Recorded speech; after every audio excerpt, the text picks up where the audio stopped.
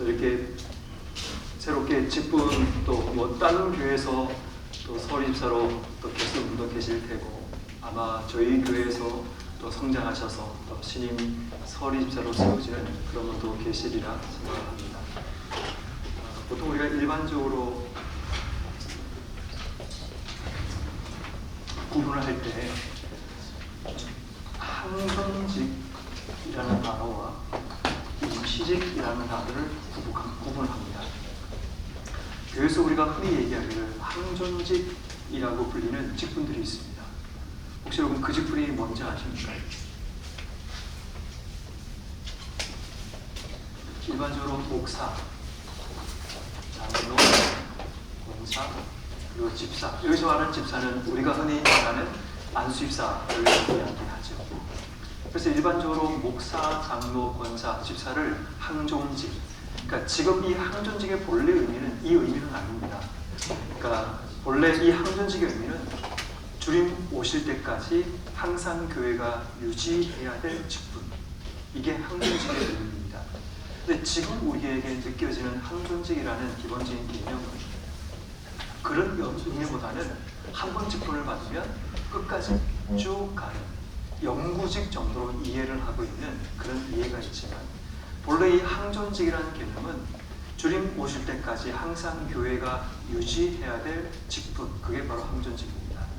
대신에 임시직이 있는데 이 임시직은 여러분처럼 서리집사 그리고 전도사 뭐 이런 식의 직분들, 이것을 임시직이라고 합니다.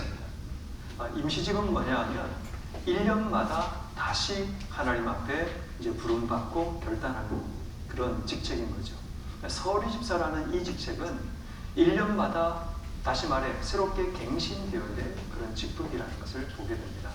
한 번 내가 서리집사로 부름받았다고 내년에도 동일하게 되는 것이 아니라 이 직분은 매년마다 이제 새롭게 갱신되어야 될 그런 부분이라는 것을 우리가 보게 됩니다. 그래서 기본적으로 교회 직분은 두 가지가 있다. 항존직과 임시직이라는 그런 직분이 있다는 것을 일단 먼저 설명을 드리려고 합니다. 여러분들이 아마 이제 올해 집사로 이제 세워지게 되고 또 25일 날 직분자 발표를 하게 되면 26년부터 여러분들은 우리 동순교회 서리집사로 사역하시게 됩니다. 그러니까 집사에 여러 가지 직분들이 있습니다.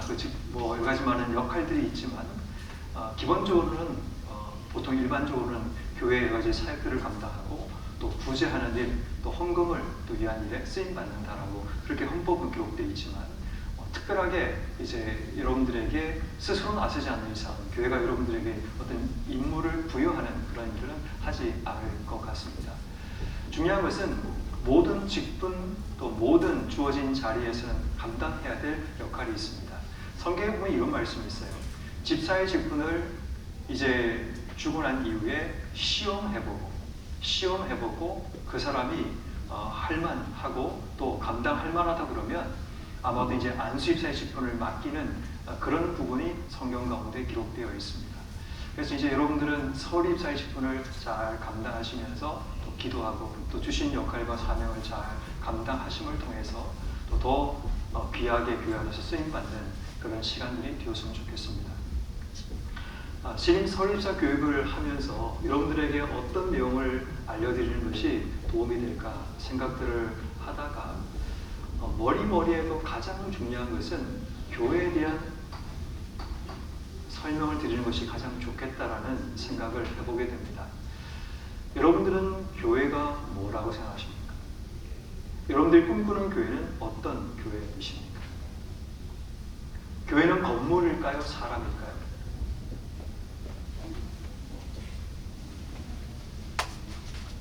만약에 교회 건물이 없어지면 우리는 교회가 아닌 건가요? 어떠신가요? 우리가 함께 모이지 못하면 코로나 때처럼 우린 교회가 아닌 건가요?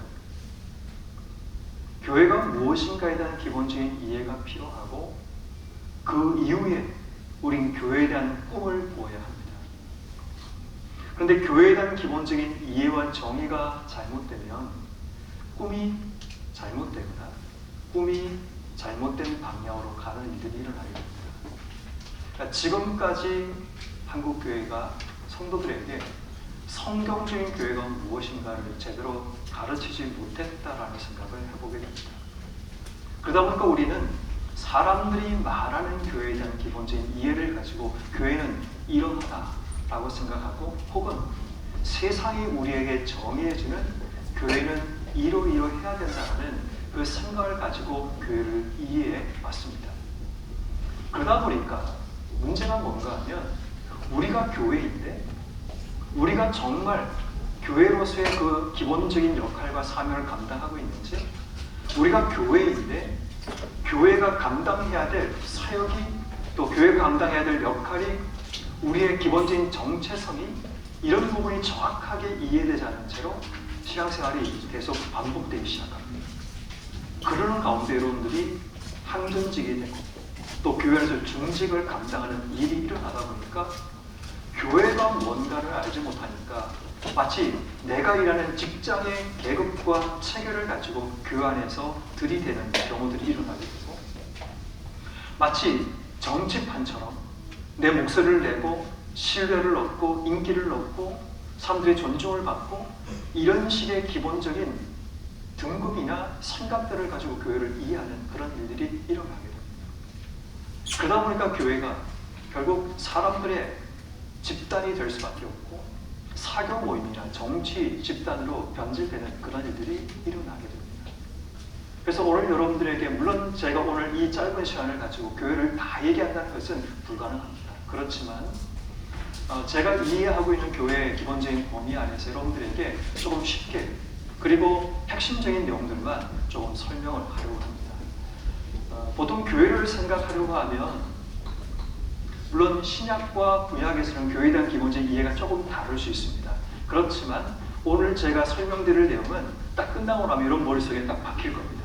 그리고 그 사실을 평생 여러분들이 신앙생활 하면서 기억하고 가시기를 부탁드립니다. 그리고 다른 데서는 못 듣습니다. 오늘 여러분만 듣는 얘기니까. 왜냐하면 이렇게 정리되어 있는 책도 없고 또 기본적인 그런 게 없습니다. 그래서 여러분들에게 조금 잘 이해시켜 드릴 수 있도록 제가 하려고 하니까 좀 잘 따라오시면 좋겠고요. 주어진 시간이 1시간이기 때문에 그 시간 안에 제가 잘 마무리를 하겠습니다. 교회를 생각하려면 가장 먼저 삼위일체를 기억해야 합니다. 삼위일체가 뭔지 아시죠? 성부 하나님, 성자 예수님, 그리고 성령 하나님, 이 세 분을 우리가 삼위일체라고 이야기합니다. 그렇다면 교회가 무엇인가에 대한 기본적인 정의도 삼위일체의 기반을 두는 교회에 대한 기본 이해가 필요하다는 게 제 생각입니다. 근데 이 부분을 사도 바울이 우리에게 잘 설명하고 있다는 것을 보게 됩니다. 그래서 오늘 여러분께 제가 설명드리고자 하는 교회에 대한 기본적인 내용은 이 삼각형, 이 트라이앵글만 기억하시면 된다는 겁니다. 바로 교회는 성부 하나님과 성자 예수님과 성령 하나님, 이 세 분의 만들어 가시는 역사다, 또 질서다라고 얘기할 수 있습니다. 그래서 이 성부 하나님과 성자 예수님과 성령 하나님께서 우리에게 말씀하시는 교회의 기본적인 그 틀을 가지고 여러분들이 성경적인 교회의 틀을 만들어 가시기를 부탁을 드립니다. 첫 번째가 뭔가 하면, 여러분 교재에 보시게 되면 하나님 백성으로서의 교회입니다. 두 번째는 나중에 공부하시겠지만 성령의 전으로서의 교회입니다. 이 성자를 제가 예수님으로 할게요. 예수 그리스도로 할게요. 그리스도의 몸으로서의 교회입니다. 교회는 뭔가 하면 하나님 백성으로서의 교회와, 그리고 성령의 전으로서의 교회와, 그리고 그리스도의 몸으로서의 교회라는 이 세 가지가 가장 기본적인, 성경에서 우리에게 보여주고 있는 가장 중요하고 핵심적인 교회론의 모습이라는 것을 기억해야 합니다. 자, 그래서 이 세 가지를 오늘 중심적으로 제가 설명드리고, 마지막 결론적으로 종교론적으로, 관계론적으로, 사역론적으로 교회가 어떠해야 되는가를 여러분들에게 정리해서 설명드리려고 합니다. 그래서 여러분 그런 기본적인 이해만 가지고 누가 교회에 대해서 물을 때, 물론 가장 기본적인 교회가 건물입니까 사람입니까, 이런 유치하고 초보적인 질문 말고 적어도 수준 있는 대답들을 하려면 교회는 하나님 백성으로서의 교회여야 하고, 교회는 성령의 전으로서의 교회여야 되고, 교회는 그리스도의 몸으로서의 교회여야 된다는 이 삼위일체적인 구조와 방식 안에서 교회를 이해하시기를 부탁을 드립니다. 중요한 말씀 하나가 적혀 있는데 우리 같이 한번 읽어봅시다. 출애굽기 19장 5절 6절 시작. 내게 속하였나니 너희가 내 말을 잘 듣고 내 언약을 지키면 너희가 내 소유가 되겠고 너희가 내게 대하여 제사장 나라가 되며 거룩한 백성이 되리라. 아멘. 하나님께서 이스라엘 백성들을 출애굽시키시면서 그들에게 하나님께서 꿈꾸시는 그들의 백성에 대한 부분을 소개하고 계시는데, 거룩한 백성에 대한 비전입니다. 근데 여기에서 우리가 보면 교회의 중요한 하나의 모습을 발견하게 되죠. 중요한 것은 이렇습니다. 너희가 내 말을 잘 듣고 언약을 지키면, 기본적인 전제가 내 말을 잘 듣고 언약을 지킨다라는 기본적인 전제를 가집니다. 그러면 너희가 내 소유가 되고 너희가 내게 제사장 나라가 되고 거룩한 백성이 된다라는 기본적인 전제를 우리에게 소개하고 있습니다. 그래서 우리는 여기에서 하나님 백성으로서 교회가 어떤 모습인가를 우리는 세 가지로 찾을 수 있는데, 그 첫 번째가 하나님의 소유된 공동체라는 겁니다. 하나님 백성으로서의 교회의 모습을 우리가 생각할 때, 그러니까 하나님 백성으로서의 교회의 모습에 가장 중요한 게 하나님의 소유가 되었다는 이 부분이 중요합니다. 하나님의 소유라는 것은 하나님께 속해 있음을 의미하죠. 하나님의 소유가 되었다는 것은 내 모든 것이 그분의 뜻 안에 하나님의 주권 속에 있다는 것을 의미하는 겁니다. 교회는 철저하게 하나님의 주권과 그분께 속해 있는 공동체이죠. 이사야 43장 1절 말씀 같이 읽습니다. 시작. 야곱아, 너를 창조하신 여호와께서 지금 말씀하시느니라. 이스라엘아, 너를 지으신 이가 말씀하시느니라. 너는 두려워하지 말라. 내가 너를 구속하였고 내가 너를 지명하여 불렀나니 너는 내 것이라. 교회는 하나님과 철저하게 밀착된 관계입니다. 하나님이 지명하여 부르셨고 내 것이라고, 내 소유라고 말씀하신 바로 이 존재가 누군가 하면 교회라는 겁니다. 구약에서는 하나님 백성으로 표현되어 있는, 흔히 우리가 공회라고 얘기하는 거룩한 공동체, 거룩한 회의, 모임, 그 모임을 이스라엘 백성들의 무리라고 이야기를 하는데, 그것이 결국 신약으로 오면 바로 우리에게 말하는 교회임을 우리가 발견하게 되죠. 두 번째는 하나님 백성의 교회가 어떤 모습인가를 보면 제사장 나라입니다. 이것은 사역입니다. 그들이 감당해야 될 사역이 뭔가 하면 제사장 나라의 사역을 감당하는 겁니다. 같이 한번 성경 말씀 읽습니다. 창세기 12장 3절 시작. 너를 축복하는 자에게는 내가 복을 내리고 너를 저주하는 자에게는 내가 저주하리니 땅의 모든 족속이 너로 말미암아 복을 얻을 것이라 하신지라. 자, 하나님께서 아브라함에게 주신 복을 이야기하죠. 이거를 얘기하려면 여러분들이 지금 창세기 제가 수요일마다 하는 강의 매주마다 하진 않아서 좀 띄엄띄엄 하다 보니까 좀 감이 떨어지긴 하지만, 지금 제가 창세기라는 성경 말씀을 하나님 나라라는 관점으로 지금 읽어가고 있습니다. 그런데 여러분, 성경을 읽다 보면 재밌는 게 뭔가 하면 하나님이 제일 먼저 에덴 동산에서 하나님 나라를 시작하기 원하셨어요. 우리가 잘 아는 나라라는 기본적인 개념은 그 안에 국민이 있어야 됩니다. 그리고 영토가 있어야 됩니다. 그리고 주권이 있어야 됩니다. 에덴 동산은 하나님이 준비하신 영토입니다. 거기에 사람을 창조하셨죠. 누굴 창조하셨나요? 아담과 하와를 창조하신 국민을 하나님이 세우셨습니다. 거기에 하나님의 주권, 명령이 그 안에 있습니다. 동산 중앙에 있는 나무의 실과를 먹지 말라는 주권을 세우셨습니다.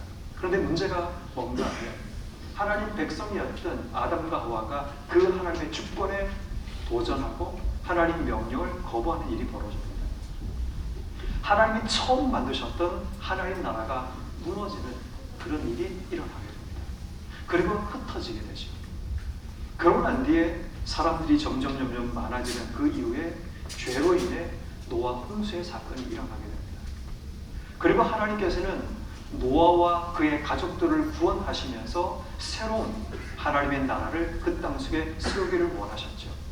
그 세우기를 원하던 사람의 그 족속이 노아에게서 셈을 통해서 아브라함이었습니다. 하나님께서는 아브라함을 통해서 새로운 하나님을 세우기 원하셔서 아브라함에게 본토, 친척, 아비 집을 떠나 가라고 하신 것이 가나안 땅을 가라고 하시죠. 새로운 영토입니다. 거기에 누구를 통해서 이 영토를 채우는 국민을 세우는가 하면 아브라함이었습니다. 여러분 성경을 읽어보면 아브라함의 이야기를 읽으면 아무도 아브라함의 역사가 하나도 없습니다. 딱 하나 아들 낳고 아들 장가 보내고 끝. 너무 이상하지 않습니까? 그 전까지는 제가 이상을 못했는데 창세기를 하나님 나라의 관점을 읽다 보니까 그 전까지 아브라함에 대한 존재감이 믿음으로 자기 아들 드린 거 하나 정도 우리가 기억하는 스토리이지만 그것보다 정말 중요한 게 뭔가 하면 하나님께서 만들어 가실 하나님 나라를 위해서 백성을 만들어내는 그 시작점이 되는 사람이 아브라함이기 때문에 아브라함에게 아들 이삭은 너무너무 중요한 사건이죠. 하나님께서 꿈꾸시는 나라를 위해 되게 중요한 사건. 그래서 그렇지만 가나안 땅은 이삭에게 그 아브라함에게 소유가 될 수 없는 땅이죠. 그 당시에 사회적인 제도 속에는 이방인들이 그 땅에서 영토를 얻지 못하는 구조로 되어 있습니다. 그러다 보니까 영토를 얻지 못합니다. 그 땅에 65년을 살았는데 땅 한 평 얻지 못한 채 살아가고 있는 아브라함의 모습이 발견되죠. 그러니까 하나님께서 하나님 나라를 이 가나안 땅에 세우기로 결심하셨지만 아브라함의 후손, 그래서 성경을 자세히 보시면 그 땅을 주리라 내 자녀가 땅의 모래알처럼 하늘의 별같이 많아지리라 계속 말씀하는 게 뭐냐? 하나님 나라에 대한 비전을 계속 주시는 겁니다. 그런데 이게 안 이루어집니다. 아브라함 100세까지 안 이루어지고 그 땅에 들어간 지 65년이 지나도 한 평의 땅도 얻지 못하는 그런 일이 일어납니다. 그러다가 이삭이 태어나고 사라가 죽고 난 이후에 사라의 무덤을 위해서 막벨라 굴을 그 땅에서 처음으로 구입해서 그 땅의 소유가 됩니다. 그리고 400년 후에 이스라엘 백성이 다시 이 땅을 얻죠. 오는 이유가 뭔지 아십니까? 이 땅에 오염되고 더러워진 이 땅을 심판하기 위한 하나님 백성들의 심판자로 그 땅에 들어갑니다. 그리고 이 땅의 모든 자들을 헤렘, 완전히 진멸하심을 통해 그 땅에 이스라엘 백성이 들어가죠. 드디어 하나님 나라 시작됩니다. 하나님 백성들이 하나님이 약속하신 땅에 들어가고 하나님의 주권 속에 있기만 하면 하나님 나라가 세워질 겁니다. 근데 어떤 일이 벌어져요? 하나님 말씀을 듣지 않죠. 또다시 주권이 무너집니다. 그 결과로 멸망하고 파괴됩니다.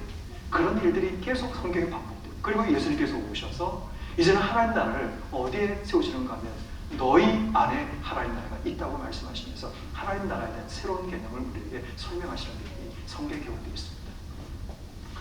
자, 지금 무슨 얘기를 하고 있냐 하면 하나님께서 이 땅 속에 하나님 나라를 세우기 위해서 맡기신 사명이 있는데 그게 바로 제사장 나라의 꿈이라는 겁니다. 그 제사장 나라의 꿈이 뭔가 제가 설명을 붙여놨습니다. 하나님을 섬기기 위해 특별히 선택된 나라인데 하나님과 이방 사이에 중재 역할을 감당하는 이스라엘, 이들이 세상과 하나님 사이의 중재 역할을 감당하는 제사장의 역할을 감당해야 되는 것, 이게 바로 하나님 백성들이 이 땅 속에 감당해야 될 사명이라는 겁니다. 제사장의 사명. 내가 축복하는 자에게 내가 축복하겠다. 내가 저주하는 자에게 내가 저주하겠다. 다시 말해 하나님 백성에게 주신 놀라운 사명. 그것이 뭔가 하면 제사장 나라의 사명이라는 겁니다. 이게 바로 교회가 가져야 될 중요한 본질이자 사명임을 우리에게 말씀하고 있죠. 세 번째는 거룩 공동체입니다. 교회는 철저하게 거룩해야 합니다. 왜냐하면 거룩하지 못하면 거룩하신 하나님과 연결될 수 없기 때문입니다. 구약 성경에 계속 반복되는 게 뭔지 아십니까? 내가 거룩하니 너희도 거룩하라. 왜 그런지 아십니까? 거룩하지 못하면 하나님께 나갈 수 없어서 그분의 백성이 될 수 없기 때문입니다. 그래서 구약에 나오는 이스라엘 백성들은 철저하게 하나님 앞에 거룩 공동체로 부름받은 존재입니다. 결국 하나님 백성으로서의 교회는 가장 기본적인 골자는 우리가 누구인지 아느냐? 하나님의 소유라는 사실, 우리의 존재가 하나님의 소유, 하나님의 주권 아래 있는 존재라는 사실을 의미하고 제사장 나라의 사명을 감당해야 될 바로 그 역할을 가진 자가 교회인 우리의 모습이라는 거죠. 그리고 교회의 본질은 거룩. 하나님께 나가기 위해, 그분 앞에 서기 위해 우리가 거룩하지 않으면 하나님께 나갈 수 없다는 것을 의미합니다. 자, 그럼 그 순서를 이렇게 볼 수 있죠. 하나님의 소유를 삼으셨고 우리를 거룩하게 하셔서 제사의 사명을 감당하게 하시는 것. 이것이 첫 번째 하나님 백성으로서의 교회의 본질적인 모습을 의미합니다. 자, 이제 잠시 한번 눈을 감고 한번 되새겨 보십시오. 그냥 이거 여러분 집에 가서 공부하시면 공부 안 되고, 여러분들이 이 교회에 대한 기본적인 이해는 반드시 오늘 배우시고 다 머릿속에 집어넣고 가셔야 됩니다. 자, 교회가 뭐라고 그랬습니까? 하나님 백성으로서의 교회라고 말씀드렸습니다. 이 백성은 누구라고 그랬습니까? 하나님의 소유라고 말씀드렸습니다. 이 백성 공동체의 가장 기본적인 본질은 뭐라고 했습니까? 거룩이라고 했습니다. 그 거룩한 공동체를 통해 하나님이 이루기 원하시는 사명이 뭐라고 했습니까? 제사장 나라의 사명. 너를 축복하는 자에게 내가 복을 내리고 너를 저주하는 자에게 저주하겠다. 그래서 결국 하나님 백성은 하나님 나라를 이 땅에 세워가는 원대한 꿈을 가진 겁니다. 자, 이 하나님 나라도 지금 계속 말씀드린 교회에 귀한 역할에서 계속 반복될 겁니다. 성령의 전으로서의 하나님 나라도 우리 안에 하나님 나라가 세워지는 그 일들, 그리스도의 몸으로서의 교회도 하나님 나라를 이 땅 속에 만들어가는 그 역할로서의 교회. 결국 이 세 가지가 일치점, 공통점이 모아지게 되고 교회의 가장 기본적인 본질이 뭔가를 우리에게 보여주는 것, 하나님 나라입니다. 그래서 교회의 가장 기본적인 본질은 하나님 나라의 꿈을 가지고 나가는 모습이라는 것을 보게 됩니다. 자, 이제 한번 두 번째 성령의 전으로서의 교회의 모습을 발견하게 됩니다. 두 번째 우리가 하나님에 대해서 우리가 함께 공부하고 알아갈 때 두 번째는 성령입니다. 자, 성령에 대한 부분을 우리가 이해하기 위해서는 여러분 그 성령과의 연결을 우리가 잘 기억해야 되는데, 교회의 탄생은 성령의 역사와 연결됩니다. 성령의 역사와 연결되는데 성령께서 우리 안에 내주하심을 통해서 교회가 시작되었죠. 오순절 성령 사건 이후에 성령은 교회 안에 거주하셨고 성령의 내주로 인해서 영적인 성전이 성도들 안에 세워지게 되었습니다. 고전 3장 16절 같이 읽습니다. 시작. 너희는 너희가 하나님의 성전인 것과 하나님의 성령이 너희 안에 계시는 줄을 알지 못하느냐. 6장 19절 시작. 너희 몸은 너희가 하나님께로부터 받은 바 너희 가운데 계신 성령의 전인 줄을 알지 못하느냐. 너희는 너희 자신의 것이 아니라. 다시 말해 이 말씀 우리에게 뭘 말하고 있는가 하면 성령께서 우리 속에 들어오셔서 우리로 하여금 하나님의 전으로 우리를 세우셨다는 겁니다. 너희가 하나님의 전인 것, 성령의 전인 것을 너희가 알지 못하느냐. 하나님께서 우리 안에 계시는 바로 그 공간으로서의 교회를 우리에게 말하고 있죠. 성령께서 거주하시는, 여러분 이게 성령의 전이라는 이 개념으로 교회를 이해하면 나 자신이 성령의 전으로서의 교회라는 사실을 의미하고, 우리가 공간적으로 모이는 우리의 교회, 이 교회가 가져야 될 가장 기본적인 본질이 뭔가 하면 성령께서 계실 수 있는 공간이어야 된다는 거죠. 두 가지 의미를 주는 겁니다. 성령이 계시는 공간으로서 우리의 삶, 우리의 몸, 교회가 성령께서 우리 안에 거하시는 공간으로서의 교회가 된다는 거죠. 다시 말해 성령이 역사하지 않는 교회는 교회의 본질을 잃어버렸다, 교회라고 볼 수가 없음을 보게 됩니다. 그래서 성령의 내주와 성령의 역사는 교회의 굉장히 중요한 동력이자 핵심이라는 사실을 보게 됩니다. 여러분, 우리가 예수를 믿는다는 것은 성령께서 우리 안에 내주하심을 의미합니다. 예수가 성령께서 아니시고는 예수를 주라고 시인할 수 없게 하셨다고 성경은 우리에게 말하고 있죠. 고전 12장 3절 말씀에 보면 성령이 아니고는 예수를 주라고 시인할 수 없다고 말씀하고 있습니다. 성령의 내주, 성령께서 우리와 없으면 우리의 삶은 교회라고 볼 수가 없다는 것. 그러면 여러분 자신의 질문해 보셔야 됩니다. 나는 지금 성령과 함께 살아가고 있는지, 성령과 상관없이 내 삶을 살아가고 있는가를 돌아봐야 된다는 겁니다. 그렇다면 우리 교회는 성령의 역사 가운데 서 있는 교회인지, 성령께서 우리 가운데 역사하는 교회인가를 돌아봐야 된다는 거죠. 왜냐하면 성령의 전으로서의 교회여야 하기 때문이죠. 교회는 성령께서 세우셨습니다. 오순절 성령 강림 사건을 통해 교회가 시작됩니다. 그리고 성령께서 우리 안에 들어오심을 통해서 우리가 교회로서의 새로운 시작이 우리 안에 일어나게 되죠. 그런 의미에서 성령의 사역은 교회를 지탱하고 시작하게 하고 교회가 생동감 있게 살아 역사하기 위해 굉장히 중요합니다. 그래서 우리가 교회로서의 그 역할과 사명을 제대로 감당하기 위해서는 하나님의 성령이 우리 예배 가운데, 하나님의 성령이 우리 가운데 찾아오시기를, 그리고 역사하시기를, 우리 안에 새로운 결단과 시작을 하게 하시기를 기도하고 준비해야 됩니다. 그리고 그 결과로 주어지는 게 뭔가 보면 성령의 열매가 우리 안에 맺어지게 되죠. 갈라디아서 5장 22절부터 26절까지 말씀 같이 읽습니다. 시작.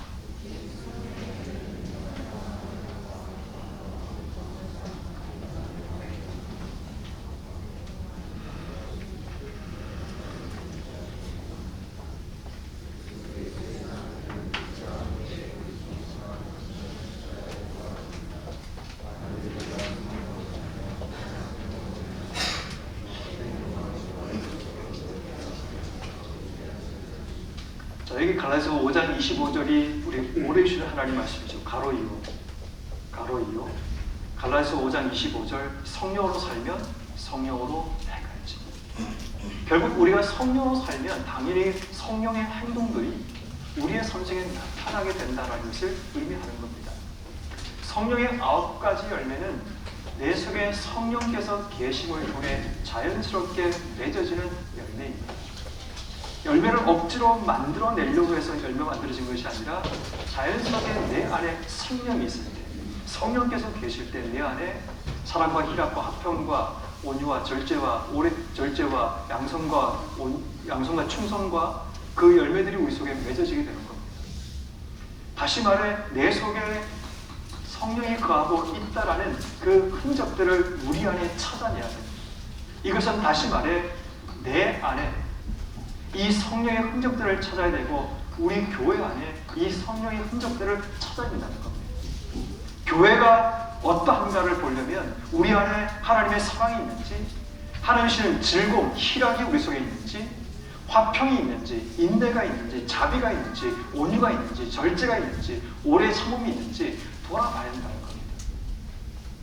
다시 말해 교회의 기본적인 본질은 하나님의 성령께서 역사하고 시작하고 만들어내는 결과, 열매가 우리 속에 있는 것, 이게 바로 교회로서의 우리의 모습이어야 된다는 거죠. 결국 이것은 관계죠. 성령께서 우리 안에 찾아오셔서 우리를 새로운 관계 속에 나아가게 하셨죠. 그게 바로 주님께서 내 안에, 내가 주님 안에 거하는 새로운 연합된 관계, 하나 되는 관계로 우리를 만들어 주셨음을 의미합니다. 그래서 우리가 B에 보시게 되면 성령께서 오심을 통해 코이노냐, 우리에게 교제할 수 있는, 교통케 하시는 그런 일들이 일어나게 되는데 이 두 가지죠. 첫 번째가 하나님과 교제하는 교회로서의 모습과 같은 믿음과 신앙을 고백하는 성도들과 교제하는 바로 그러한 교회로 우리를 세우셨다는 겁니다. 중요한 본질은 하나님과 교제하는 것은 예배를 통해 우리에게 나타나고 성도들과의 교제는 우리가 얘기하는 신교라든지 사역을 통해서 우리에게 나타나게 됩니다. 그래서 우리 안에 성령의 역사가 일어나는 교회가 되기 위해 기도하고 준비하는 것 굉장히 중요한 교회의 본질입니다. 자, 두 번째 여러분 기억해야 될 거 다시 한번 정리하겠습니다. 성령의 전으로서의 교회라는 것은 성령께서 시작하게 하신 교회, 성령이 역사하시는 교회, 성령이 만들어내시는 열매를 가지고 있는 교회의 모습, 이게 바로 교회라는 것을 의미하는 겁니다. 다시 말해 교회는 성령을 떠나서는 어떤 일도 일어날 수 없다는 겁니다. 자, 그런데 어떤 한 신학자가 지적한 것처럼 오늘 이 시대의 교회는 성령이 역사하지 않아도, 성령이 그 안에 계시지 않아도 그들은 그들이 원하는 사역과 그들의 삶을 살아가고 있다라고 이야기합니다. 성령이 우리 안에 없어도 우린 그리스도인인 것처럼 살아갈 수 있고 남들에게 선하고 양심 있는 사람으로 보여줄 수 있다는 겁니다. 다시 말해 지금 내 안에 하나님의 성령이 계시는가를 확인해야 합니다. 다시 말해 우리 안에 하나님의 성령이 역사하는 교회인가를 확인해야 합니다. 왜냐하면 성령이 거하시는 전으로서의 우리가 거룩함으로 준비되고 그분이 내 안에 거하실 수 있는 그런 영접과 수용의 은혜도 우리 속에 필요하기 때문이죠. 다시 말해 성령의 열매라는 것은 바꿔 얘기하면 이런 겁니다. 성령이 내 안에 계심을 통해 내 삶 속에 나타나는 열매가 지금 말씀드린 9가지 열매이지만 이러한 열매가 내 속에 있음을 통해 성령이 내 안에 들어올 수도 있는 겁니다. 자, 그런 의미에서 성령의 전으로서의 교회는 우리를 시작하게 하는 분이 성령, 우리의 시작, 지금 내 삶 속에 역사하는 분으로서의 성령, 내 삶의 열매를 맺게 하시는 분의 바로 그 성령을 우리가 기억하여서 그 결과로 성령의 코이노니와 하나님과 교제하고 성도들과 교제하게 하시는 분이 성령이라는 것, 우리가 이 사실을 기억해야 합니다. 자, 마지막 세 번째, 어떤 의미에서 가장 중요한 포션을, 중요한 그 분량을 제가 이런 페이지에도 소개하고 있지만 가장 많은 분량을 세 번째 소개하고 있습니다. 왜냐하면 이만큼 세 번째가 중요하기 때문입니다. 세 번째는 그리스도의 몸으로서의 교회, 한 몸이라는 것을 우리에게 소개합니다. 그리스도의 몸으로서의 교회, 아마도 여러분들이 지금까지 교회에 대한 이해를 들을 때 교회는 그리스도의 몸이라는 이야기를 굉장히 많이 들으셨으리라 생각합니다.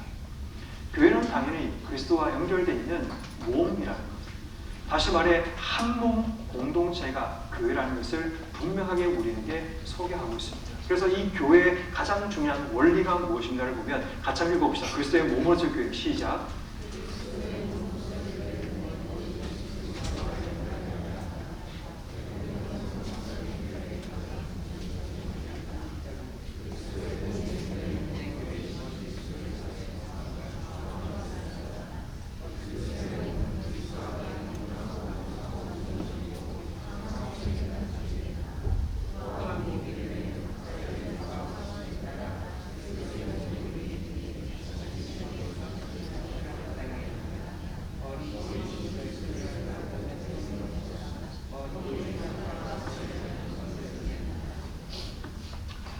자, 이게 뭘까요? 머리입니다. 머리. 이게 몸이죠. 머리와 몸은 목이라는 그 부분을 통해서 서로 연결을 되어 있죠. 그리스도의 몸으로서의 교회의 가장 중요한 본질은 뭔가 하면 연결이 있습니다. 연결됨을 통해 어떤 일이 벌어지는가 하면 머리의 생각과 지시를 통해서 다스림과 통치가 일어나게 됩니다. 그리고 머리와 연결되어 있는 이 몸은 머리를 통해 주어지는 다스림과 명령, 통치를 통해서 각자 자기의 역할을 감당하게 되죠. 그 역할에 있어서 물론 중요한 역할과 조금 중요하지 않은 역할이 있을 수 있습니다. 그런데 여러분, 이것은 우월 관계가 아닙니다. 평등 관계입니다. 몸은 각자의 자리에서 자신의 기능과 역할을 감당해야 합니다. 우리가 이것을 은사라고 이야기를 하죠. 각자에게 주어진 하나님의 은사에 따라 자신의 역할을 감당하는 것이 교회의 가장 기본적인 본질이라는 것을 의미합니다. 은사, 그리고 직분. 하나님께서 우리에게 집사라는 직분을 허락하시면 그 직분은 머리신 주님과 연결되어 내게 맡기신 직분과 내게 주시는 은사와 사역들이 있음을 의미하는 겁니다. 다시 말합니다. 중요한 것이 있을 수 있고 중요하지 않는 것이 있을 수 있습니다. 그렇다고 여러분, 중요하지 않는 것이 우리 몸에 필요 없는 것일까요? 그렇지 않아요. 이게 몸의 가장 중요한 본질입니다. 우리가 글쎄 몸으로서 교회라는 것은 어떤 이들은 교회에서 드러나는 역할을 감당하는 사람이 있기도 합니다. 여러분, 제가 늘 앞서 서다 보니까 여러분도 어떻게 생각하시나요? 우리 그 MBTI 같은 경우 제가 E라고 생각하십니까? I라고 생각하십니까? 네, 저는 그냥 I입니다. 남들의 성을 두려워하고 부끄러워하고 특히 여성들은 얼굴도 못 쳐다보고 그런 스타일입니다. 그러니까 별로 얼굴을 잘 안 쳐다보니까 얼굴을 잘 기억 못합니다. 그럼 제 성격 자체가 그렇습니다. 그래서 많은 사람이 서게 되면 얼굴이 빨개지고 고개를 숙이게 되고 그런 성격입니다. 그런데 제게 주어진 직분이 그렇게 할 수 없게끔 저를 만들어주고, 그래서 이 자리에 서게 되면 그냥 아무렇지 않은 것처럼 서야 되는 직분이 주어지는 역할이 그런 거죠. 다시 말해 직분은 우리의 삶을 변화시키죠. 내가 감당해야 될 역할 때문에 내 삶을 바뀌어 나가기도 하는 거죠. 그리고 내게 주어진 은사를 통해서 누군가를 가르치고 돌보고 섬기는 것, 굉장히 중요한 우리에게 주신 은사와 사역이기도 하죠. 근데 제가 드러난 역할을 하고 제가 높은 위치가 아닙니다. 제가 중요한 역할을 감당한다고 제가 우리 교회에서 가장 중요한 사람이 아닙니다. 다시 말해 몸으로서의 교회는 동일합니다. 처음 이곳에 온 자라도 하나님의 교회의 구성원이 된다면 우리 각자에게 주어진 역할과 임무가 우리에게 주어진 거죠. 손톱은 잘라내고 사라지지만 손톱이 없을 때 우리가 얼마나 불편한지 모릅니다. 우리의 몸에 어떤 기능들이 하나 무너지게 되면 우리 속에 아무도 아닌 것처럼 보이지만 그 작은 것 하나가 우리의 삶을 무너뜨리기도 하고 우리의 면역을 깨뜨리기도 하는 그런 일들이 일어나게 됩니다. 발에 여러분 가시가 박혀 있어도 그 가시 때문에 우리는 정상의 삶을 제대로 살아갈 수 없죠. 여러분 정말 중요한 것은 직분을 맡고 있는 우리가 불필요하거나 보잘것없지 않습니다. 교회에서는 장로님들만 소중하고 권사님만 소중한 게 아니라 모든 직분자들이 다 중요하다는 겁니다. 왜냐하면 머리신 주님과 연결되어 각자에게 주어진 역할과 사명이 우리에게 주어져 있기 때문에 그 역할이라는 부분은 오늘 여기서 말하는 것처럼 평등하고 상호 의존적이고 상호 책임을 가지는 존재라고 이야기합니다. 이게 바로 직분을 가진 몸으로서의 교회의 가장 중요한 원리입니다. 중요한 것은 우리가 각자 역할을 감당하는데 그 역할보다 중요한 게 뭔지 아십니까? 머리신 주님의 생각과 뜻을 이 땅 속에 이루는 것이 가장 중요합니다. 그래서 여러분 어떤 일을 잘하는 것도 정말 중요한데 내가 생각하고 완벽하게 어떤 일을 처리하는 것도 굉장히 중요한데 그게 주의 뜻인가? 주님께서 원하시는 생각인가가 더 중요하다는 겁니다. 우린 자주 어떤 일을 할 때, 사역을 감당할 때 완벽하게 사람들의 손가락질을 받지 않기 위해서 그 일을 하려고 할 때가 있습니다. 마치 회사에서처럼. 근데 교회 사역은 조금 달라야 됩니다. 주님께서 우리에게 원하시는 게 무언가를 기본적으로 생각해야 되고 그리고 우리가 이 일을 통해서 공동체 화평과 유익을 만들어낼 수 있는가를 생각해야 됩니다. 하고 싶은 말이 이만큼 많지만 참는 이유가 뭔가 하면 공동체 화평과 유익을 위해서 참아내는 겁니다. 그리고 내가 뭔가를 할 수 있는 게 아니라 머리신 주님께서 우리 가운데 역사한다라는 그 사실을 기억한다면 우리는 조금 더 절제하고 인내하며 주어진 삶을 살아갈 수 있게 되죠. 그래서 여러분 우리에게 연결된다는 것. 결국 여러분 이거 보십시오. 연결이 우리의 삶을 연합하게 만들고 연합되어서 우리의 삶이 결국은 새로운 하나님의 사역들을 감당케 되는 거죠. 결국 연결되고 연합하니까 새로운 존재가 우리 속에 세워지는데 그게 바로 하나님 나라입니다. 그래서 몸으로서의 교회가 추구하고 나가는 중요한 방향이 뭔가 하면 하나님 나라를 이 땅 속에 세워나가는 중요한 본질이라는 거죠. 그러니까 주님과 연결되다 보니까 우리의 삶이 결국은 하나님이 우리 안에 계시는 하나님 나라가 되는 겁니다. 그 하나님 나라가 감당해야 될 사역, 이게 바로 우리 교회에 주신 하나님의 역할이 되는 거죠. 자, 그래서 몸을 세운다는 것이 무엇인가를 여러분 교재에 보면 나오는데 모든 것의 목적입니다. 목적이 무엇인가를 머리신 주님께 묻는 것. 첫 번째. 두 번째는 문제에 대해서 하나님의 뜻이 무언가를 생각하고 세 번째, 길을 하나님 말씀 안에 찾는 것입니다. 여러분 교회의 가장 중요한 본질이죠. 목적이 무언가 하는 겁니다. 이 목적은 우리의 목적이 아닙니다. 우리가 원하는 뜻도 아닙니다. 우리가 원하는 어떤 생각들을 가지고 이끌어가는 것이 아닙니다. 교회의 가장 중요한 본질과 목적은 머리신 주님께서 우리에게 어떤 목적을 갖고 계시는가? 어떤 뜻을 갖고 계시는가, 그리고 무엇을 말씀하시는가, 이것이 우리에게 가장 중요한 본질적인 교회의 핵심입니다. 근데 만약 우리에게 하나님 목적에 관심이 없고 하나님 뜻에 관심이 없고 하나님 말씀에 순종하지 않는다면 과연 교회라고 말할 수 있을까요? 여러분들은 지금까지 어떤 교회를 다니셨는지 모르겠습니다만 교회는 반드시 하나님 목적이 드러나야 되고 목적을 찾아가야 되고 모든 일에서 그분의 뜻이 뭔가를 찾아야 되고 그리고 모든 일에서 그분께서 말씀하신 명령이 뭔가를 찾는 겁니다. 이게 일반적으로 회사에서는 오너, CEO의 생각이죠. CEO가 어떤 목적을 가지고 요즘 최근에 보면 대통령이 이제 그 질의응답하는 그 뭐라고 그러죠?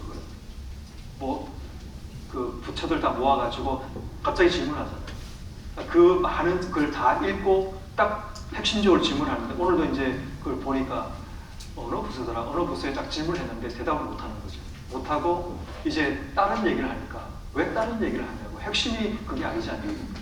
근데 이게 참 어려운 게 뭔가 대통령이 뭘 물을지 모르잖아요. 뭘 물을지 모르는데 거기 있는 장관, 차관 그리고 장들이 그 대답들을 준비합니다. 그거 얼마나 되죠? 그러면 대답해야 됩니다. 저도 이제 어젠가 보니까 그 도시철도공사인가 그거에 대한 질문을 하는 부분이 들렸는데 이제 그 자기들이 보고 내용은 없습니다. 없는데 대통령이 이제 어디서 듣고 정보를 얻었던 것 같아요.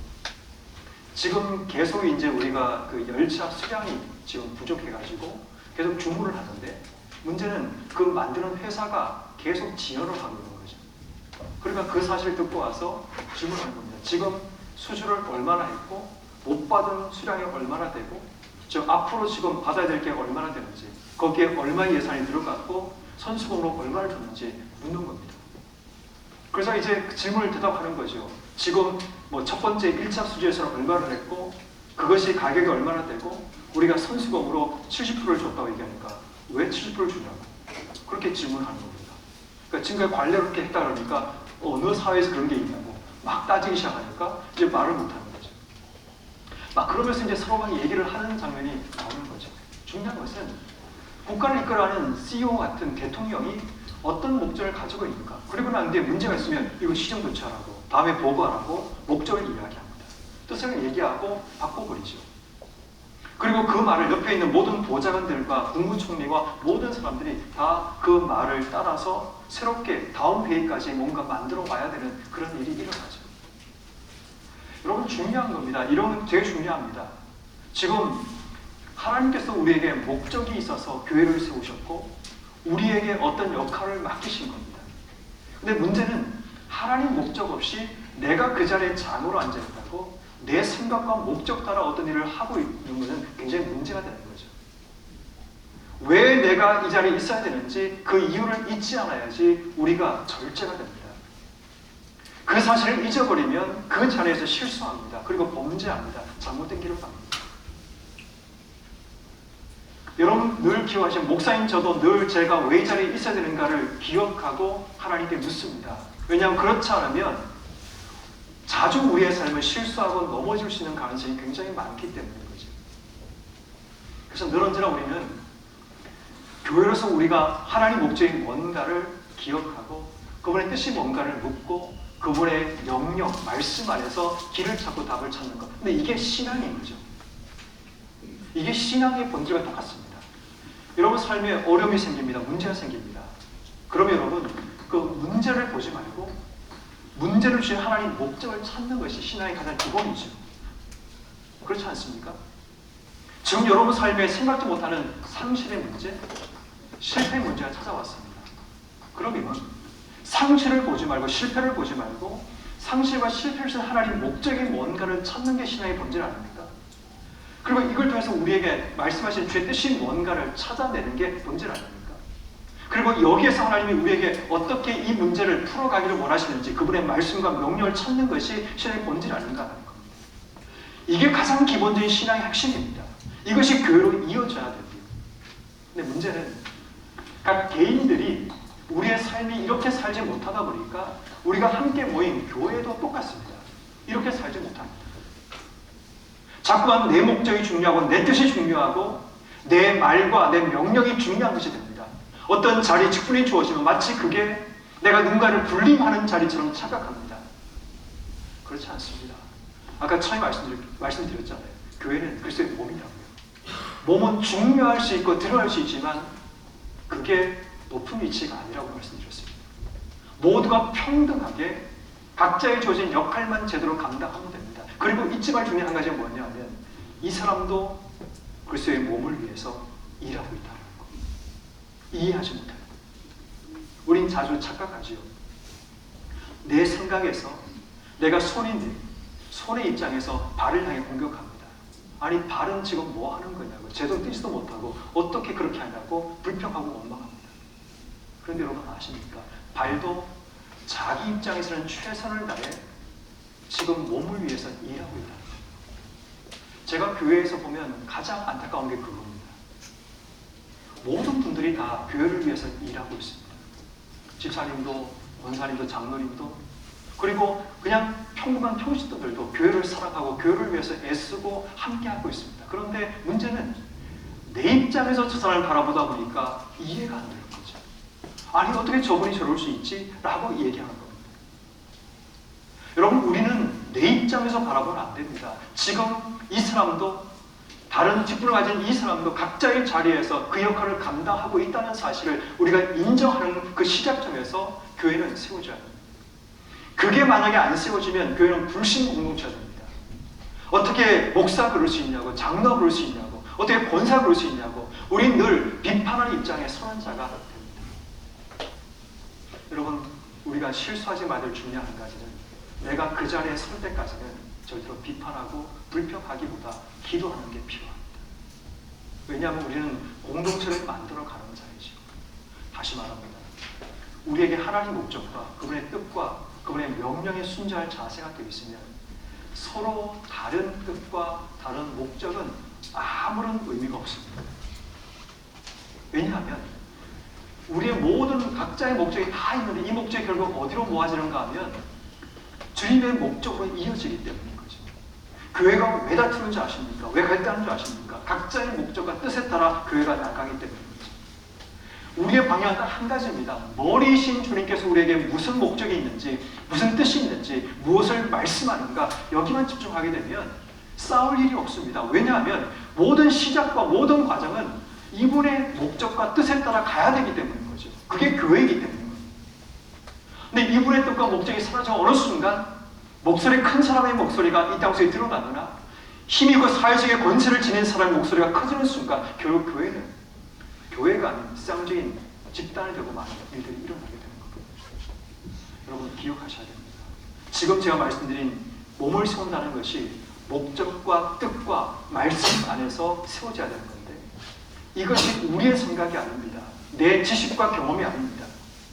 여러분 아십니까? 동성교 여러분들이 50년 있다, 30년, 50년 살다 보면 다른 교회를 하나도 보지 못합니다. 그러면 우리는 어떻게 되냐면 여기만 보는 겁니다. 외부에서 우리 교회 등록하신 분들이 볼 때 이 교회가 왜 이렇지라고 얘기하는 이유가 뭐냐면 우리는 우리 안에만 보다 보니까 밖의 거를 알지 못하는 거죠. 그래서 우리가 오픈되어야 됩니다.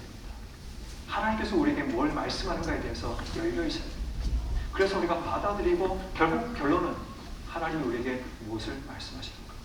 교회는 하나님께서 교회를 통해 하실 일들이 있고 역사가 있습니다. 여러분들은 왜 동성교회 보내신지 아십니까? 하나님 동성교회를 통해서 배워야 되고 말씀을 듣고 훈련받고 세워지고 감당해야 될 사역 때문에 이곳에 보내신 겁니다. 여러분들이 만약에 하나님의 영락교회를 통해서 하실 일이 있다면 영락교회를 보내시겠죠. 여러분들이 동성교회를 보내셨다면 동성교회 질서에 순종하셔야 됩니다. 그리고 여기서 우리가 하고 있는 사역과 모든 것 안에서 함께 가야 됩니다. 없는 것을 가지고 불평하고 원망하는 것이 아니라 이미 주어진 것을 어떻게 하면 우리가 잘할 수 있을까를 고민하면서 결국 우리가 나가는 방향은 여기입니다. 그래서 이 땅에는 연동교회도 있고 영락교회도 있고 세브란교회도 있고 동성교회가 있는데 각자에게 주신 역할과 몸의 역할이 다 다른 겁니다. 그렇기에 왜 우리는 연동교회에 있는 것이 없냐? 이거는 말이 안 됩니다. 우리를 향하신 하나님의 뜻이 있는 거예요. 그런데 중요한 것은 하나님이 우리에게 주신 게 이게 맞냐로 확인해 봐야 돼요. 하나님이 우리 동성교에 맡기신 그 역할과 사명 이게 맞는가를 확인하는 것은 우리가 해야 될 역할입니다. 따라하는 게 중요한 것이 아니라 우리만의 역할과 사명이 있다는 사실을 기억한다면 몸으로서 우리가 어떤 역할을 감당해야 되는가를 찾아봐야 되죠. 자, 그래서 두 번째 우리는 교회를 운영하는 운영 방식을 보게 됩니다. 결국 몸으로서의 교회의 핵심은 역할과 존재입니다. 역할은 몸으로서 해야 될 각자의 역할이고 존재는 우리가 그리스도의 몸이라는 겁니다. 다시 말해 그리스도와 연결되어야 되고 다른 몸된 지체와 연결되어야 됩니다. 여러분, 우리가 그리스도의 몸이라면 우리의 모든 몸은 서로와 연결되어 있어야 합니다. 자, 그래서 여러분 교회의 가장 기본적인 세 가지 핵심은 뭐냐면 자발적, 우리가 연결되어서 역할을 감당하려면 가장 먼저 자발적, 은사적, 그리고 소명적 모습이 되어야 합니다. 이게 교회의 가장 기본적인 본질입니다. 자발적이란 말은 무슨 말인가 하면 억지로 마지못해 움직이는 것이 아니라는 말입니다. 그리고 은사적이란 말은 하나님 주신 만큼 주신 대로 움직임을 의미합니다. 소명적이란 말은 하나님의 부르심에 순종해서 몸을 이루어 간다는 겁니다. 교회를 움직이는 가장 중요한 원리가 뭔지 아십니까? 이 세 가지입니다. 교회는 반드시 자발적이어야 합니다. 물론 시작은 자발적이지 않을 수 있습니다. 그런데 하나님이 내 마음속에 동기를 주시고 내 마음속에 강력한 임팩트를 주실 때 자발적으로 내가 순종하고 나가는 결단이 필요하죠. 그리고 은사적이어야 됩니다. 내가 잘할 수 있는 것, 주신 만큼 내 역할을 감당하면 됩니다. 내게 없는 것을 억지로 쥐어짤 필요는 없습니다. 그리고 중요한 세 번째는 소명적이죠. 하나님께서 우리에게 부르신 부르심에 순종해서 몸을 이루어가야 한다는 것. 자, 그렇다면 여러분 한번 이렇게 질문하겠습니다. 여러분들은 지금까지 교회를 섬기시면서 자발적으로 사역하셨습니까? 억지로 마지못해 사역하셨습니까? 여러분 주시는 은사를 가지고 사역하셨습니까? 아니면 은사 상관없이 어떤 역할을 감당하셨습니까? 여러분들 하나님 부르시는 소명적으로 그 모든 일들을 감당하셨습니까? 소명과 상관없이 형편에 맞게 그 일들을 감당하셨습니까? 교회는 이 세 가지 기본적인 원리에 따라 움직여야 됩니다. 성도들이 어떻게 하면 자발적으로 움직일 수 있을까? 어떻게 하면 성도들이 자기의 은사에 따라 사역할 수 있을까? 어떻게 하면 성도들이 하나님의 부르심과 소명에 따라 주신 역할을 감당할 수 있을까? 이 세 가지가 가장 기본적인 교회의 핵심 원리로 움직여져야 됩니다. 그럴 때 성도들이 교회 사역하면서 행복해합니다. 즐거워합니다. 기쁨이 생깁니다. 보수를 받지 않고 돈도 받지 않지만 내가 내 은사를 사용하면서 하나님 부르심 앞에 이 일들을 감당하다 보니까 그 사역 자체가 기쁨이 있고 보람이 있고 행복하고 열매가 나타나는 일들이 일어나게 됩니다. 저는 여러분들이 이제 집사로서의 귀한 역할을 감당하시면서 하나님 맡기시는 사역이 분명히 있을 겁니다. 때로는 교사로, 어떤 분들은 성가대로, 어떤 분들은 세가족팀으로, 어떤 분은 주차로, 어떤 분은 교회 곳곳에 여러 가지 많은 꾸미는 여러 가지 역할을 감당하거나 때로는 사진이나 여러 가지 많은 영상이나 수많은 여러분들의 재능과 능력을 가지고 교회를 섬기는 그런 요청을 받을 수 있을 겁니다. 그때 우리가 기억하고 기도해야 될 중요한 것은 이것이 내게 속하는 은사가 맞는가? 아니면 내가 은사를 개발할 기회로 삼을 수 있는가를 돌아봐야 됩니다. 여러분 착각하지 말는 건 뭐냐 하면 은사가 아니라는 것과 내가 개발하면 은사가 될 수 있는 부분이 분명히 있습니다. 내가 개발하지 못해서 내게 은사가 아닌 경우가 있습니다.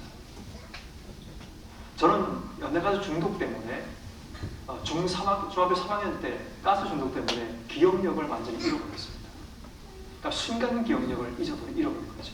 그러니까 한참 공부해야 될 나이인데 그때는 고등학교 입시를 쳐야 될 상황이었는데 그 한 달을 남겨놓고 입시 한 달 남겨놓고 사고를 당해서 한 달간 병원에 있었던 거죠. 그리고 퇴원해서 일주일 만에 이제 시험을 쳐야 되는 상황이었습니다. 그러니까 억지로 고등학교 들어간 거죠. 고등학교 들어가서도 암기가 되지 않더라고요. 그러니까 아무리 외워도 제가 좀 끈기있게 공부하는 편인데 공부를 해도 머리에 암기가 안 됩니다. 돌아왔으면 잊어버리고 계속 그런 일이 반복되는 겁니다. 그러다 보니 저는 나름대로 생각했습니다. 나는 암기는 이제 끝난다 라고 생각했어요. 절대로 나는 암기하지 못하는 사람이 된다. 늘 뭘 할 때마다 원고를 보고 해야 된다. 근데 그때 제가 체험한 게 뭐냐면 중3 때 연대 가서 사고를 당한 이후에 제가 하나님께 소원했거든요. 살려주시면 제가 하나님의 종이 되겠다. 근데 그렇게 할 수밖에 없는 이유가 뭔가 하면 보통 연대가스 중독이라는 게 아마 뭐 저 이상 되시는 분들은 한두 번씩 다 가스 중독을 경험하셨을 겁니다. 그런데 저희는 좀 심해가지고요. 가스가 들어왔는데 저희 어머니하고 저 두 사람이 가스 중독이 되면 몸이 굳어져요. 이미 죽어가는 거죠. 병원 갔더니 제가 정확하게 잘 수치를 모르겠는데 9.0이 사망선이었는데 제가 9.3이었고 어머니가 9.7이었어요. 그러니까 이미 사망선을 넘었던 거죠. 그런 가운데 제가 3일인가 만에 깨어나고 어머니는 2주 만에 깨어났습니다. 그런데 제가 깨어났는데 중환자실에 있고 어머니가 저기 누워 계신 걸 보면서 뭐 아버지가 오셔서 말하기를 어머니가 좀 위독하다고 말씀을 하시길래 그때 제가 어릴 때 부흥회 때 들었던 말씀이 기억나더라고요. 하나님께 소원하면 하나님 소원을 들으신다는 그 말씀이 기억나서 제가 그 전까지만 해도 교회에 대한 불만이 굉장히 많았거든요. 그러니까 늘 당회를 하면 옆방에서 아버지하고 막 싸우는 소리 들리고 교회가 그때 사택에 있었는데 그러니까 늘 저는 교회가 너무 싫었어요. 그래서 교회를 나는 죽어도 더러운 목사 안 한다. 이게 제 던지는 말이었습니다. 난 절대로 목사 안 한다. 이게 제가 늘 뱉던 고백이었는데 하나님께서 그 가스 중독을 통해서 하나님 불복시키시다. 그리고 제가 그 자리에 하나님께 헌신했죠. 하나님 목사가 되겠습니다. 어머니 살려달라고. 근데 정말 뭐 제 소원 때문인지 모르겠지만 기적적으로 어머니가 회복되기 시작했습니다. 어머니도 순간기억 장애로 고생을 많이 하셨고 저도 순간기억 장애로 굉장히 많이 고생을 했습니다. 그런데 저는 그냥 있으면 아마 뭐 대학도 떨어지게 되고 하여튼 뭐 삶이 다 망가질 겁니다. 그런데 대학에 들어간 이후에 하나님 주신 소명 때문에 제가 신대원을 가야 되는데 그 당시 저희 신대원이 철저하게 암기 과목 시험이었습니다. 성경 전체를 다 뭐 암기가 되고 핵심 성경 구절 120개를 외워야 되고 성경 곳곳에 뭐가 있는지 몇 장에 뭐가 있는지 다 암기해서 시험을 쳐요. 성경 100점, 신약 100점, 구약 100점, 영어 100점 그리고 논술, 면접 이렇게 시험을 치는데 그러니까 이렇게 하려고 그러면 도저히 제 암기로는 불가능하거든요.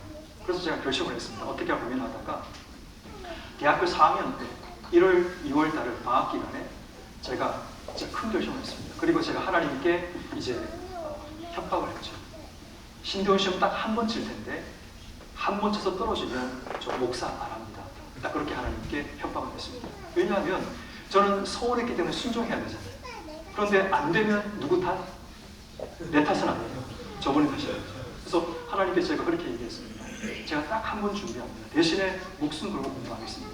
근데 안 되면 이제 목사 안 됩니다. 안 합니다. 그렇게 얘기했습니다. 그리고 제가 낮과 밤을 뒤집어서 하루 16시간 공부했습니다. 아침 7시에 잠을 자고 11시에 일어나서 밥 먹고 공부했습니다. 진짜 미친 듯이 공부했습니다. 2달 동안을 그렇게 공부하니까 성경이 딱 풀리기 시작하고 성경이 보이기 시작하고 길이 보이기 시작하고 내용들이 이게 이해되기 시작하고 암기가 되기 시작합니다. 그렇게 해서 2달 딱 지나고 난 뒤에 2년 준비했던 아이 친구들하고 예비고사 시험을 쳤는데 제가 낮게 성적이 나옵니다. 그때 제가 깨달았죠.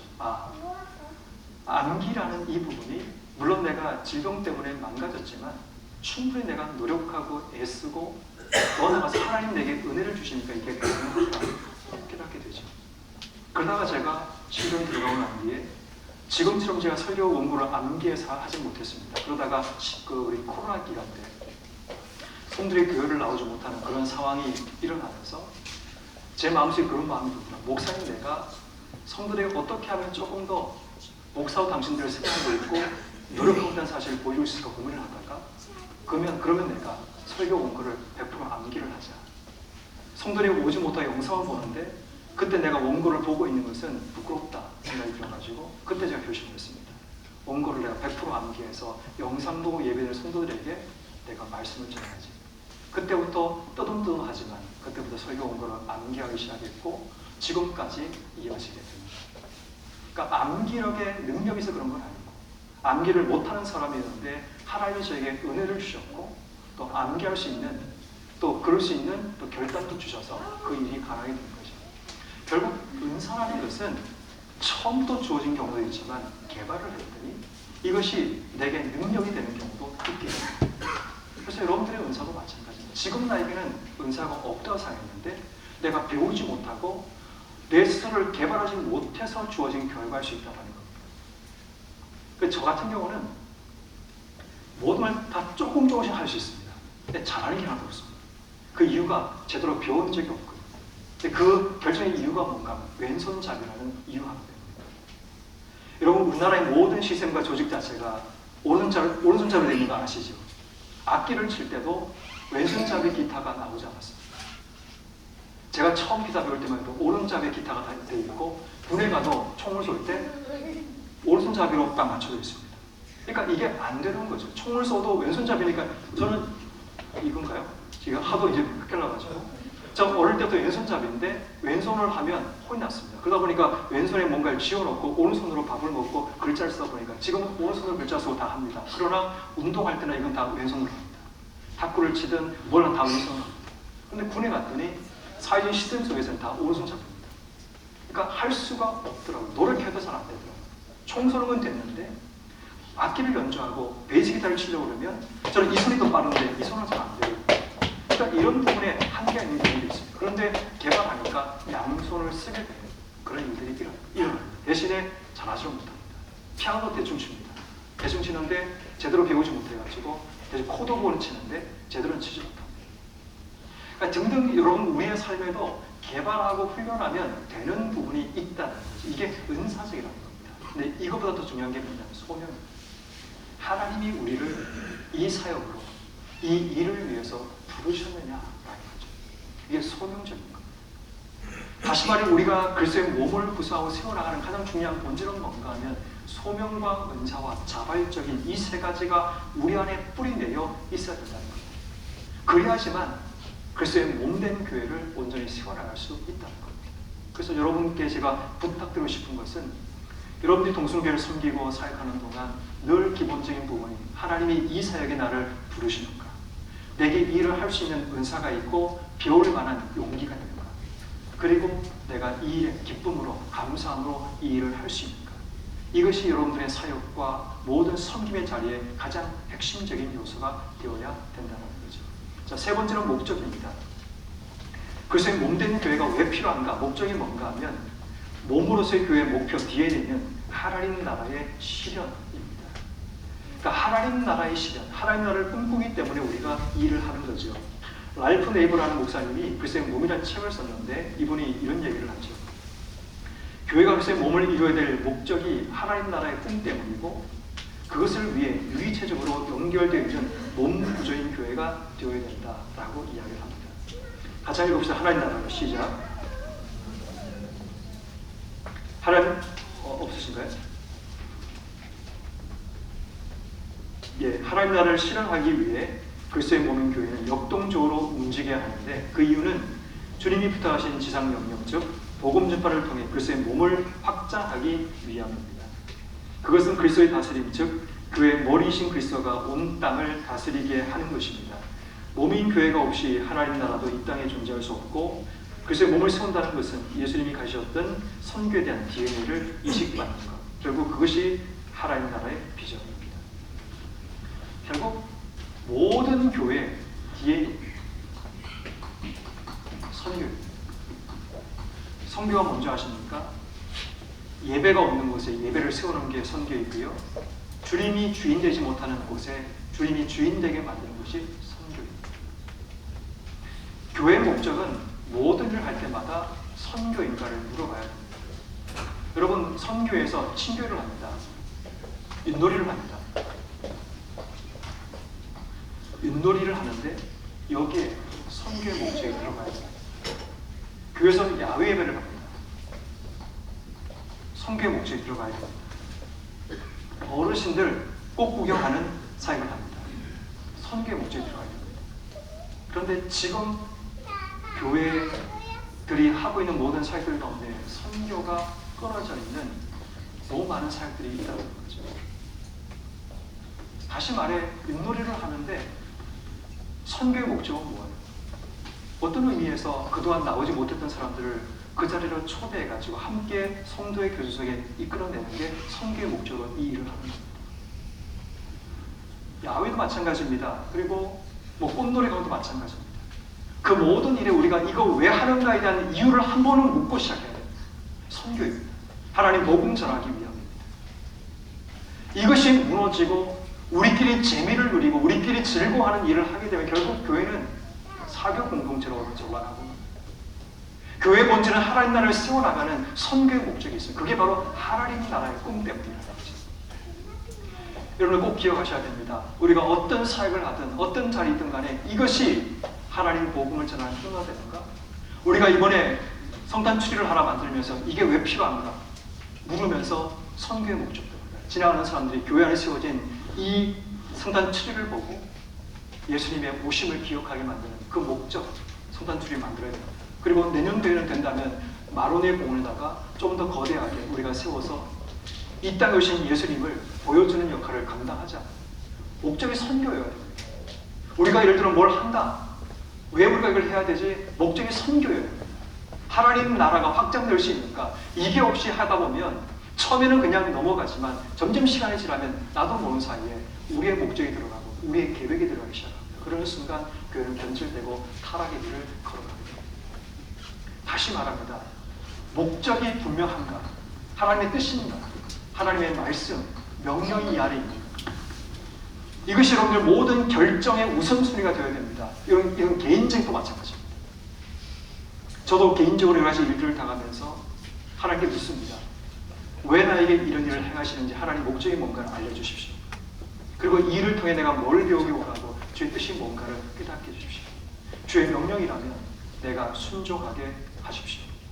내가 어떤 내가 원하는 이익과 요구하지 않고 주의 뜻 앞에 순종할 수 있는 마음 주십시오. 여러분들은 우리의 모든 삶의 자리에서 기억해야 될 중요한 본질이 이겁니다. 이거 무너지면 교인도 아니고 교회도 아니고 늘 기억해야 될 중요한 본질. 우리가 교회라는 사실을 기억하는 게 가장 중요하죠. 교회 DNA는 늘 선교로 나타나요. 편하게 할 수도 있지만 편하지 않게 선교로 나타나야 되죠. 하나님 나라는 예수님의 설교의 중요한 주제였습니다. 성경의 계시를 통합하는 중심적 범주에 속한 단어입니다. 그리고 이 하나님 나라는 교회의 본질적인 가치입니다. 교회의 전적 목적은 하나님 나라의 꿈 때문입니다. 이것은 하나님의 꿈이기도 하고 교회는 우리의 꿈이기도 합니다. 하나님 나라가 교회의 꿈인 이유는 하나님 나라가 하나님의 꿈인 이유는 하나님이 창조하신 이 땅에 하나님의 통치와 다스림이 임하는 하나님 나라 되는 것이 하나님 입장에서는 당연한 부분이기 때문입니다. 그리고 교회는 우리의 시각에서는 하나님 나라가 꿈이 되는 이유는 머리신 주님의 지상 명령이기 때문입니다. 자, 이제 정리를 좀 하겠습니다. 지금 우리는 하나님 백성으로서의 교회에 대한 부분을 우리가 생각했고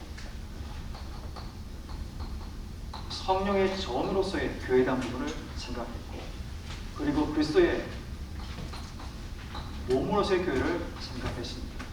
자, 이걸 조금 여러분이 지금 나와 있는 그 내용을 읽어보시면 될 것 같고요. 제가 오늘 아침에 새롭게 정리한 부분을 좀 말씀드리려고 합니다. 하나님 존재론적으로 관계론적으로 사역론적으로 이 부분을 좀 정리해 드리려고 합니다.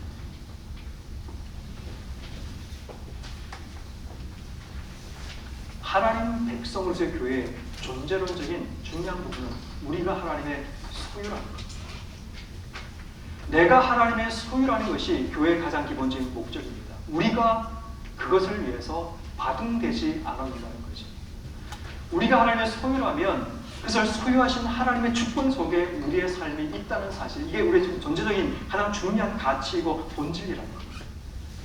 성령의 전으로서의 교회의 존재론적인 부분은 뭐냐면 우리가 성령 하나님과 연합되어 있다. 연합의 본질, 포커싱이 있습니다. 존재론이죠. 그래서 몸이라는 우리의 부분은 연결의 핵심이 있습니다. 연결의 핵심이 있습니다.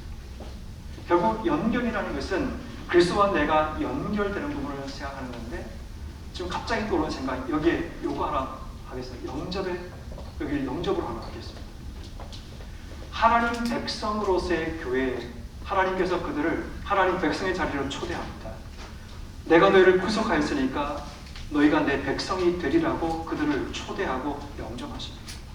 자, 그래서 여러분, 제가 예수님의 우리가 믿는다는 단어에서 제가 강조하는 중요한 세 가지 단어가 여기 다 나와 있습니다. 영접과 연합과 연결. 예수를 믿는 게 뭐냐라고 누군가 제게 질문한다면 예수님을 나의 구주로 영접하여 그분을 내 안에 들이는 연합과 그분과 내 삶이 연결되어 내 삶이 드러나는 삶이 이게 예수를 믿는 삶의 정의입니다. 예수를 믿는 게 뭐냐? 딱 요 세 가지만 기억하면 딱 정확하게 떨어집니다.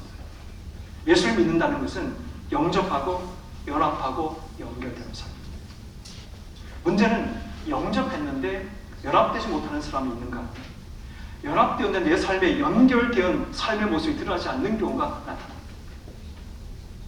교회의 전체적인 목적은, 전체적인 본질은 뭔가 하면 하나님을 영접하고 연결되고 연합되어서 주신 사역의 자리로 나가는 게 가장 본질적인 교회의 본질이에요. 전제론적으로 교회는 이러해야 됩니다. 하나님을 이번 내일 설교에서 제가 말씀드리지만 예수님이 나의 주님이라는 것, 이것을 시인하느냐 그렇지 않느냐가 우리의 삶에 굉장히 많은 방향을 결정하고 합니다. 그런 의미에서 예수를 나의 주님으로 영접하고 그분과 내가 연합되어 그리고 그분과 연결되는 삶을 살아가는 삶이 우리의 본질이 됩니다. 두 번째, 관계론적으로 해석하게 되면 우리는 하나님의 거룩한 백성이 됩니다. 그리고 하나님은 우리를 다스리는 통치자가 되십니다.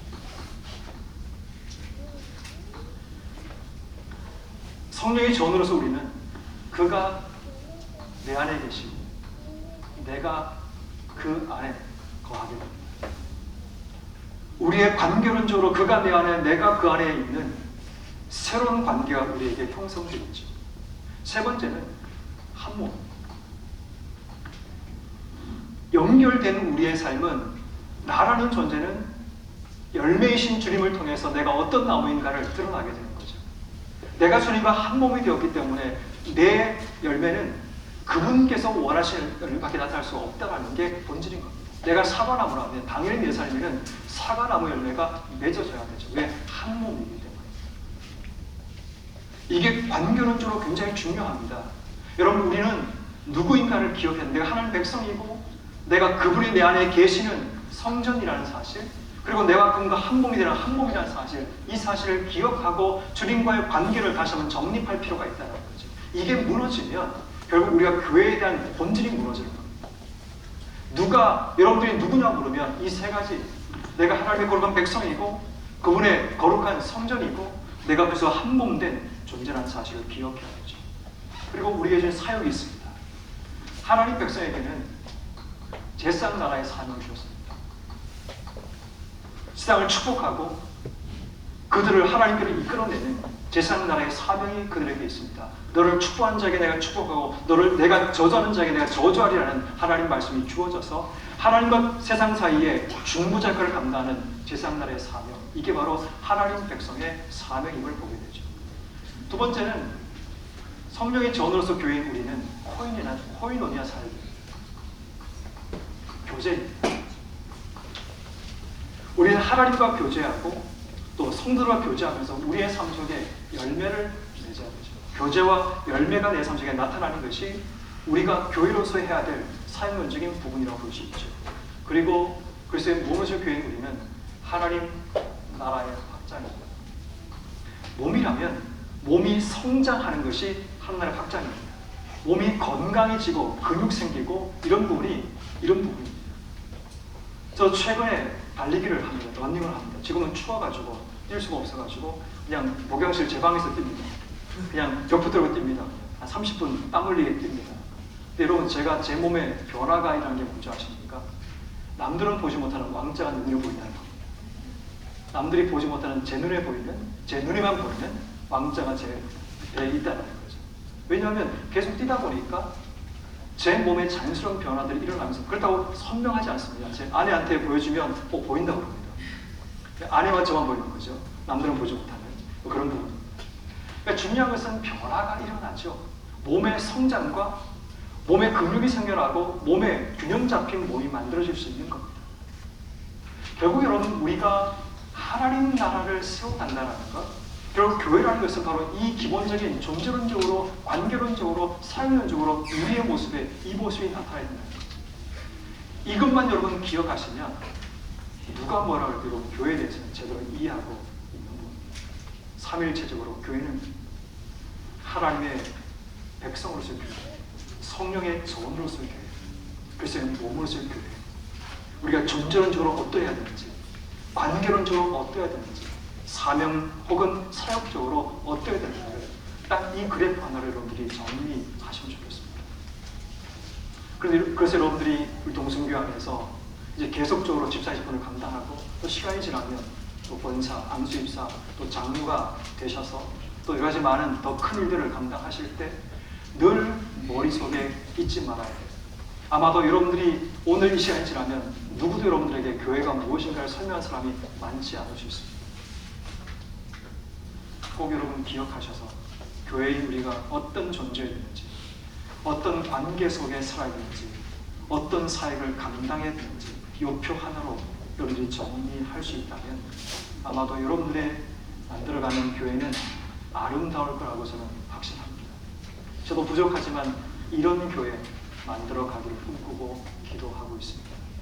여러분들이 이제 신임으로 직사의 직분을 맡게 되고 또 귀한 사역들을 감당하게 될 때 어떤 자리에 어떤 역할이 주어지든 간에 기억하셔서 내게 주신 귀한 자리에서 내가 교회로서의 존재론적인 부분, 관계론적인 부분, 사역과 사명적인 부분을 잘 감당해 주시는 여러분 한 분 한 분 되기를 바랍니다. 제가 기도하겠습니다.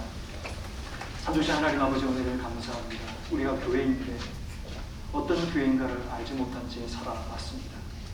교회의 본질과 사명 잘 기억하고 우리가 하나님 백성으로서 교회가 되고 성령의 전으로서의 교회가 되고 그리고 그것의 몸을 입는 교회가 되어서 우리를 존재로 부르시고 관계를 세워가기를 원하시고 우리를 통해 사역하기 원하시는 하나님 마음 깨닫고 기억하여 진정한 교회, 하나님이 기뻐하는 교회로 잘 세워지는 우리 모든 직분자들 될 수 있도록 은혜 내려 주시옵소서. 2026년 신임 집사로 임명받아 세워질 우리 모든 분들에게 은혜를 더해 주시고 동성교회가 이들의 삶에 아주 큰 피난처가 되고 위로가 되고 힘이 되고 소망이 되도록 우리 모든 삶을 인도하여 주시옵소서. 감사드리며 예수님의 이름으로 기도드리옵나이다.